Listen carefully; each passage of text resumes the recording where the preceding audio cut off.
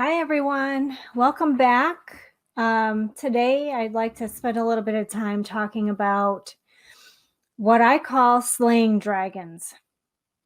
I know that might sound like a really odd thing for me to say because, a lot of people say, well, there's no such thing as dragons. And I'm here to tell you that, there are some things that could be considered dragons that we really need to take time to, just kind of get rid of or slay them. And those dragons are negative thoughts. Every day we're plagued with just a never ending negative loop of all these things that go through our heads, telling us, you can't do this, you can't do that. I can't believe, you're even thinking about doing that. Who do you think you are? Why do you think you're so special? All these things. I mean, and these are just some things that I hear in my head constantly. And if you really just let them keep going, it can be tremendously detrimental to your emotional and physical health because we have a tendency to believe these things. And because we believe these things, we let these thoughts control our lives. We let them, make us fearful and afraid.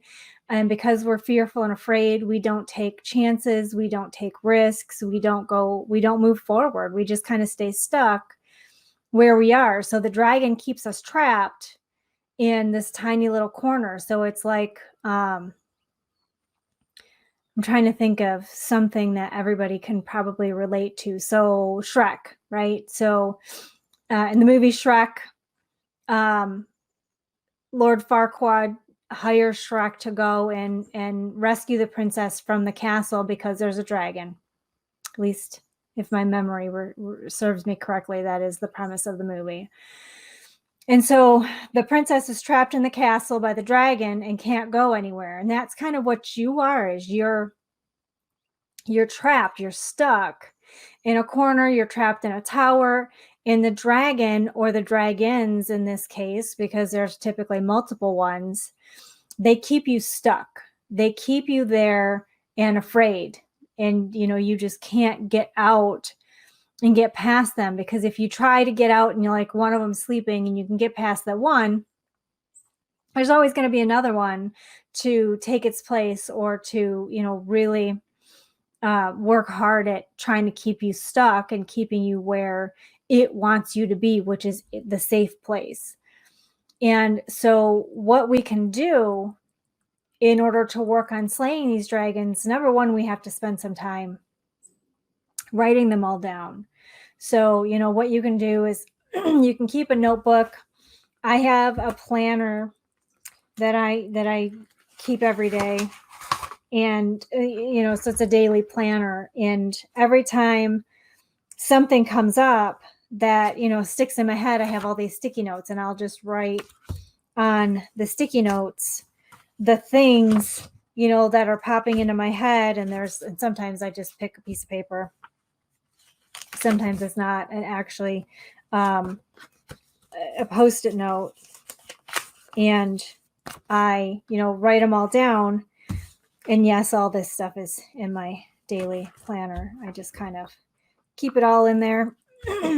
And then when I'm going through every day, I actually write affirmations in my journal every day. So every time that I have these negative thoughts show up, I'll spend some time writing them down if it's one that I've not come across before, or one that I've worked on and it's just kind of creeping back in, because they'll just keep coming back. And you have to really work hard to kind of squelch them, basically, because unfortunately you really just can't kill them.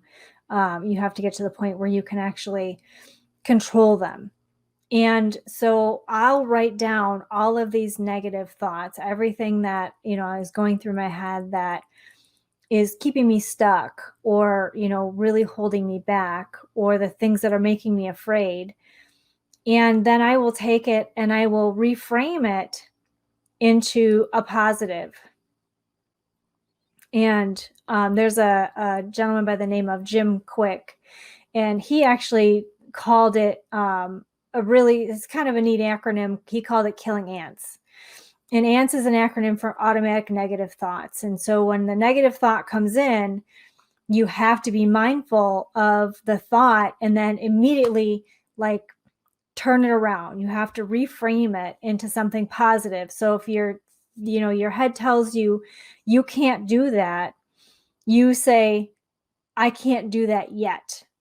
Because maybe it is something that you don't know how to do or that you're incapable of doing. And so while this dragon in your head is telling you like you can't do this, as long as you keep saying, I can't do this yet, you are creating possibility. By allowing your brain to tell you that you can't do that, you're setting a limitation, and this limitation is that whatever it is that you want to do, it's saying you can't do that, and you're just going to give up before you even try because you're limiting yourself. But if you say, I can't do that yet, then you're removing that limitation and you're saying, okay, maybe it's something I don't know how to do right this minute, but I can start doing research on how to do it. I can talk to people that can show me how to do it. I can take a class. I can watch YouTube videos. There's a lot of things that I can do online. Hell, we just redid our entire kitchen. My husband and I never laid a tile in our life. And I feel bad. I really do. I feel bad because I kept telling him that we needed to hire a professional, because there are some things personally to me that I believe there are professionals for a reason. And we received one quote and it was exorbitantly pricey, and we didn't even get any other quotes. So he was insistent that he was going to do it himself. And I was like, dude, you're going to screw it up. And so here I am creating these negative thoughts in his head. And he's like, you know what? I don't know how to do tile. I don't know how I'm going to do it. All I know is that I need to do it because we need to get it done, and I need to be able to save money, because I think the quote that we got to do the tile just for the labor alone was like almost $7,000. That didn't include the tile or any other materials. So it was really, really crazy. So he spent pretty much the better part of the entire winter watching YouTube videos on how to lay tile. And not only how to lay a tile, but we were doing tile on two different things. So we had tile that we were putting down on cement, and then we had tile that we were putting down on subfloor. So two completely different processes, different types of mortar. So, he had to do a lot of research. And, when he first started, he went really, really slow. And when I say really, really slow, I mean, it took him like almost 2 months to do one room. It was a really big room, and tiling is really hard work. My hat's off to people who do that for a living, because I'm done tiling and I don't want to touch another piece of tile for as long as I live, because it was hard. But neither one of us knew anything about tile, but we learned. So, we both kind of shifted our thinking, and I really spent time shifting my thinking about, okay, we can't do this, from what we can't do this to, okay, it's possible. We just need to learn how. And then we need to be really, really careful and very, very mindful that when we're doing it, we don't screw it up. And I'm pleased to say that we've completed the tile and it looks fantastic. And there were a lot of things that we did in the first round, the first room that we did, which was laying the tile on the concrete. We made some mistakes and we learned from those mistakes. And then when we did the tile on the subfloor, which is actually for our kitchen, we did not repeat those mistakes. And that room looks even better than the other room, because we even learned from our mistakes and made sure not to repeat those mistakes. So whenever, your brain is telling you that you can't do something, or your brain is telling you that someone is going to judge you, or your brain is telling you all these crazy things to keep you stuck, you need to take a little bit of time and write down whatever it is, and then figure out a way to reframe it into a positive so that, okay, maybe, it's telling you, you can't possibly get up on stage and speak in front of 100 people. And because it's telling you, you can't possibly do this. Who do you think you are? These people aren't going to listen. No one's going to sign up. Nobody's going to come and hear you speak. What do you think you have to offer? Sit down and take some time and think, okay, well, maybe I do have something to offer. Okay, you don't have anything to offer is I can offer an immense or tremendous amount of information to these people. No one is going to sign up, becomes so many people are going to show up and it's going to be amazing. And so you have to just take whatever these thoughts are and just reframe them. And then you have to repeat them to yourself. So you have to write them and you have to repeat them over and over and over again until the positive thought, the positive, whatever it is, it just kind of drowns out the negative. And so again, the negative is never going to go away. It's just not. You just get to the point where you believe the positive more than you believe the negative. It's kind of the whole fake it till you make it. I mean, I speak at conferences and I get up and this is something that I know, I know a lot about the subject. A lot. I went to school for it. I spent a significant amount of time educating myself. I really, really know what I'm talking about. And I go speak at these conferences and, I'll stand in front of a room of 100 to 300 people. And my brain is like, why are you doing this? You don't know what you're talking about. These people are going to laugh at you. They're going to, you're going to be a laughing stock. No one's going to listen to you. You're not going to have anything of value to offer. And you know what? I just get up and I do it anyway because I decided to do it and I made a commitment and I'm just like, you know what? I'm just going to do it anyway. I don't care if anybody benefits. And typically when I'm even doing something like that or doing, speaking or whatever, even doing these videos, I'm doing these videos and, I might see someone pop on for a minute and then they leave, or they pop on for a few seconds and they leave. And that's fine. I could beat myself up because hey, I've been doing these videos almost every week, with a couple weeks off here and there since February. And my brain is like, you keep doing these videos every week and nobody joins you live. Nobody talks to you. What in the world do you think you're doing? Why do you keep doing it? But you know what? Every once in a while, I'll get a message from somebody that says, I really like your videos. I watch your videos. And then I take these videos and I put them up on YouTube. And I'll have a random comment from someone like, wow, that was really powerful. I truly appreciate what you had to say. So that is why I keep doing it, because eventually someone is going to find some benefit from it. And that's why I do it. I could sit here and I could listen to my brain saying today, I've got all this stuff that I need to do. I've got projects around the house that I could be doing. I've got work projects that I need to do. And my brain's like, nobody even watches this crap. Why are you even doing it? You should just work on your projects, the things that are paying you money, because honestly, this isn't paying me money. I am spending time, my own time, every single week doing these videos for Facebook and then putting them on YouTube. So then when I put them on YouTube, I have to download it and then I edit it and I add an intro and I add an outro and I do all this stuff. And I'm not getting anything for it. But you know what? Eventually, someone is going to, whoever needs to see it is going to see it and they're really going to benefit from it. So it's not about me, right? It's about the benefit that I can provide people. And I have to kind of remember that whenever my brain is telling me that you can't do that, because then I'll say, okay, well, you know what? I'm going to go speak at this conference and yeah, maybe there's going to be 300 people. Maybe some of the people are going to fall asleep. Maybe some of the people are going to be screwing around on their phones. But you know what? There's going to be one person that's going to be here that's really going to listen to what I have to say. And that's really going to find what I'm saying powerful.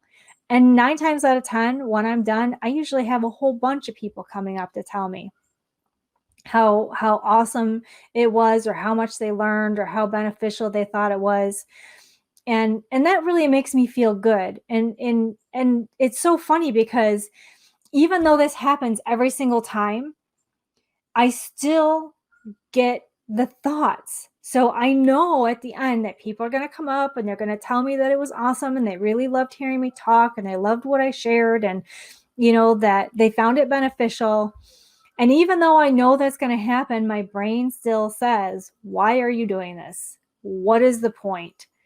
Why are you bothering?" And for some reason, like, I can't remember that. My brain doesn't tell me all the good stuff, like, "Oh, these people were helped and you really, really made an impact on all these people." It just tells you all the negative stuff because it wants to keep you stuck. And so, whenever I'm getting up, I always tell myself, there's always going to be one person here that's going to benefit from this. And that's what I remind myself whenever these thoughts come around. There's going to be at least one person who's going to benefit from this. And that one person is why I'm doing it. Like, I wrote a book. I published a book, and everyone's like, "Oh, what if it doesn't, like, what if it's," so I really wanted it to be a #1 New York Times bestseller. Like, what author doesn't want to be a #1 New York Times bestselling author, right? I don't think I know anybody alive who doesn't want to do that. But I'm like, you know what? I wrote this book, and if one person's life is changed significantly from that book, then I've done my job. And I can't tell you how many people who have actually read my book that said it's changed their lives, or it's made some sort of impact on their lives, or made them change their thinking. So at least I know that the few people who have bought it and read it have actually benefited from it. So I didn't waste my time. So you have to remember all these things. And that's the hard part, is remembering all of the good, remembering the good things, or, talking to other people who are going through the same thing, and, have the same thoughts and fears, and, talking to them and finding out, like, how do they get over it? Like, what do they do? And even if you have these doubts and fears, just do it anyway. I mean, like, what is there to stop you besides yourself? Honestly, there's nothing to stop you but yourself. And, you'll find that if you're trying to leave the castle and the dragons are really there guarding it, as soon as you walk out and start walking, the dragons don't really exist. They're really just a figment of your imagination. They really don't exist. And so you just have to just walk and just keep going and just move forward and just plow on and plod and just keep on going, because that's where the benefit is getting outside of the comfort zone, getting past these thoughts that are keeping you trapped in the tiny little room that they're keeping you in. And so, that's what you really have to do in order to slay your dragons. First you have to name them, then you have to really reframe the thoughts that are keeping you stuck. And then you just have to move. You have to act. If you don't act, I mean, you can reframe any thought, but if you don't act on that, if you don't move forward, then it's really not going to be beneficial to you. So you really just have to work towards, whatever it is that you want to do, and just go for it.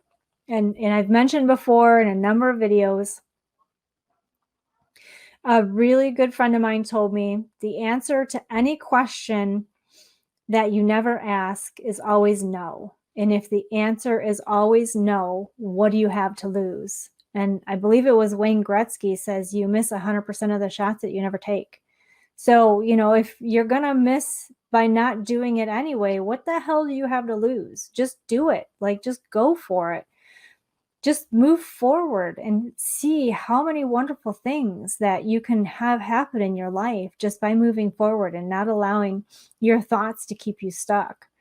And, if you're finding that you're struggling and you're having trouble with, these thoughts, and you don't really know how to reframe them, or you don't understand how to turn them into maybe a positive affirmation that you can repeat, as a mantra on a daily basis, feel free to reach out, send me a message on Facebook. I'm always happy to chat and, help you try and figure out how to reframe these things. And, if you happen to be watching this on YouTube, and you found this video to be beneficial, share it with, your friends and family, and, give it a thumbs up, tell me in the comments what it is that you're struggling with. So one of the things, thinking about this entire project, and I don't even say entire project, but like thinking about what I was going to talk about this week, I had mentioned in the video last week that I was going to be discussing killing ants and slaying dragons. And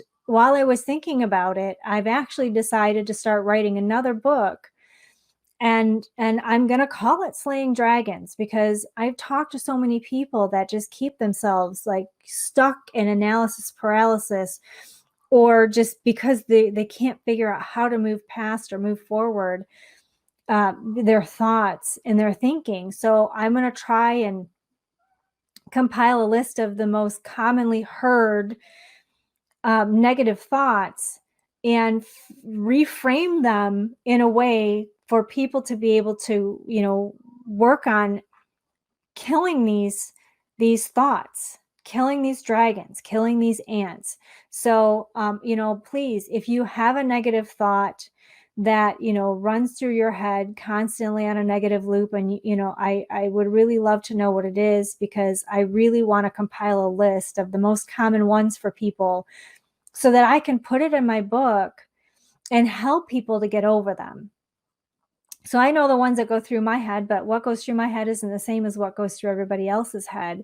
And I really want to compile a really, really good list of things that I can help people to overcome, thoughts that I can help people overcome. So, I ask you, just, leave a message in the comments if it's something that, you really don't want to share, because a lot of thoughts are really personal, and a lot of us are really ashamed to admit all the negative thoughts that go through our heads.